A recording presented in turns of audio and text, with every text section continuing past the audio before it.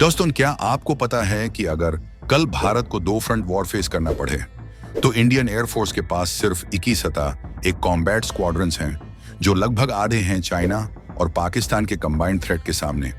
और जब चाइना अपने 6th जनरेशन फाइटर जेट्स की टेस्टिंग कर रहा है और पाकिस्तान टर्की के साथ स्टेल्थ फाइटर्स डेवलप कर रहा है, तो क्या हमारे पायलट्स आउटडेटेड जेट्स पर रिलाई करेंगे? ये सिर्फ एक सवाल नहीं बल्कि एक वार्निंग है।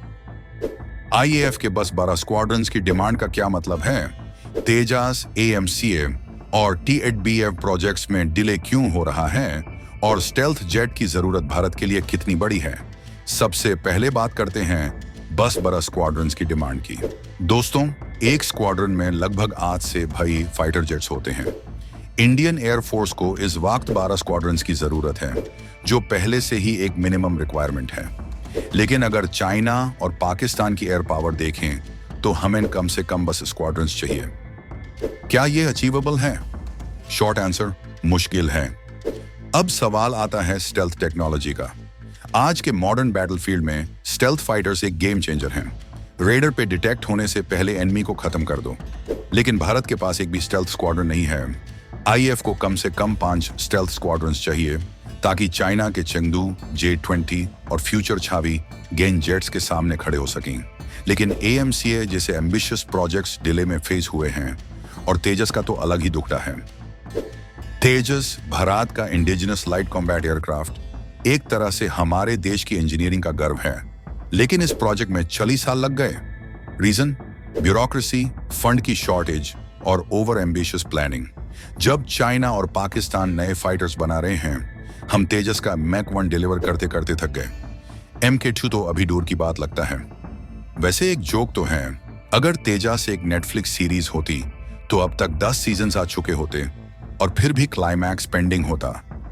अब बात करते हैं एएमसीए की, एडवांस्ड मीडियम कॉम्बैट एयरक्राफ्ट। ये भारत का 5वीं जनरेशन स्टेल्थ फाइटर प्रोजेक्ट है, जो कभी आईएएफ का प्राइड बनेगा या शायद कहीं पेपर वर्क में ही रिटायर हो जाएगा। इस प्रोजेक्ट का टाइमलाइन आपको कॉमेडी लग सकता है।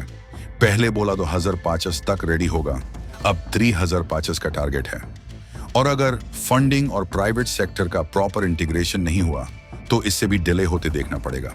टी8बीएफ यानी twin engine deck based fighter, जो नेवी के आईएनएस विक्रांत और आईएनएस विशाल के लिए डिजाइन किया गया है।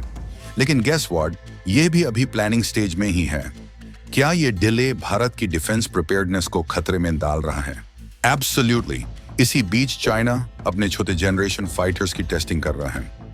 ये एयरक्राफ्ट सिर्फ स्टेल्थ नहीं, artificial intelligence, swarm drone tech और हाइपरसोनिक मिसाइल से इक्विप्ड होते हैं। तो अब सवाल आता है कि अगर एएमसीए और टी8बीएफ में इतना डिले हो रहा है तो आईएएफ के पास क्या ऑप्शंस हैं? एक ऑप्शन है इंपोर्टेड जेट्स जैसे F-35 लाइटनिंग 2 या ग्रिपेन ई, लेकिन ये एक्सपेंसिव सॉल्यूशंस हैं और अपनी डिपेंडेंसी बढ़ाने वाली बात है। एक और ऑप्शन है प्राइवेट सेक्टर को ज्यादा इन्वॉल्व करना। हिंदुस्तान एरोनॉटिक्स लिमिटेड के मोनोपोलिस्टिक मॉडल को तोड़ना होगा और स्टार्टअप्स को इंकरेज करना होगा। दोस्तों, हमारी आईएएफ के पास आज सिर्फ 21 कॉम्बैट स्क्वाड्रंस हैं, लेकिन हमें भाई सच चाहिए। स्टेल्थ जेट्स की जरूरत सिर्फ एक लग्जरी नहीं बल्कि सर्वाइवल की डिमांड है। तेजस, एएमसीए और टी8बीएफ प्रोजेक्ट्स में डिलेज हमारे लिए एक वेकअप कॉल है। चाइना और पाकिस्तान जैसे थ्रेट्स के सामने हमें अपने इंडिजिनस कैपेबिलिटीज को फास्ट ट्रैक करना होगा।